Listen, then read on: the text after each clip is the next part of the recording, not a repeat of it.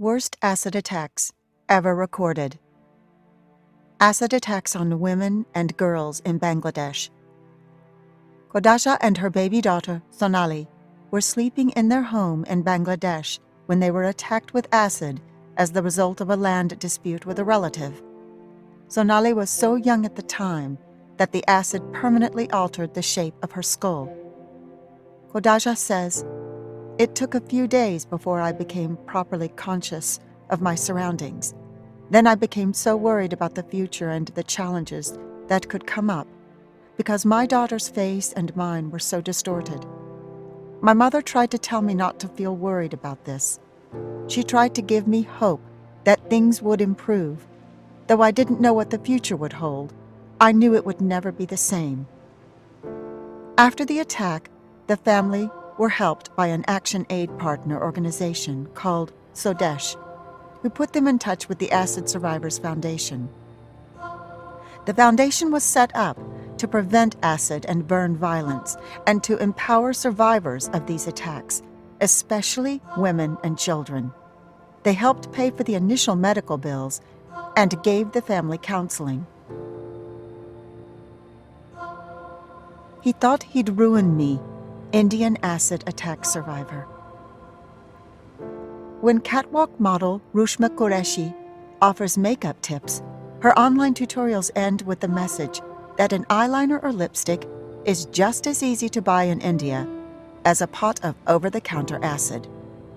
The point, coming from a woman who was left disfigured and partially sighted by an acid attack, has already proved so powerful that it has helped lead first to an international petition and then to the Supreme Court of India ordering states to enforce the ban on sales of the chemical. However, despite the attention given to her own story and to the plight of thousands like her, Qureshi says the epidemic of acid attacks in India continues unabated, and the legal system lags far behind public opinion in dealing with cases. "The only arrest made in my case could receive bail soon, and my family is very afraid for our safety," says Qureshi, who is from Allahabad in the northern state of Uttar Pradesh. Pakistani women's lives destroyed by acid attacks. Her name is Shama, meaning candle, and she says her husband burnt her flesh as if it was a candle wick. The young mother of 4 has just joined the ranks of Pakistani women doused in acid. She is scarred for life, with burns on 15% of her body. Her crime was her beauty. "My husband and I often had arguments in the house," she said, in her hospital bed.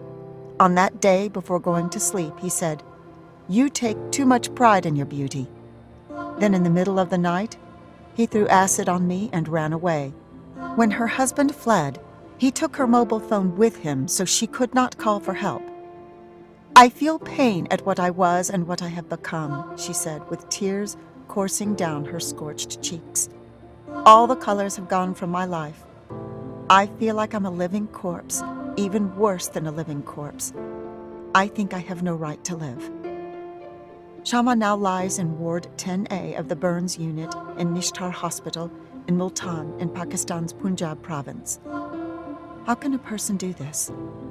I hope in the future there will be no such cases, because they really are painful.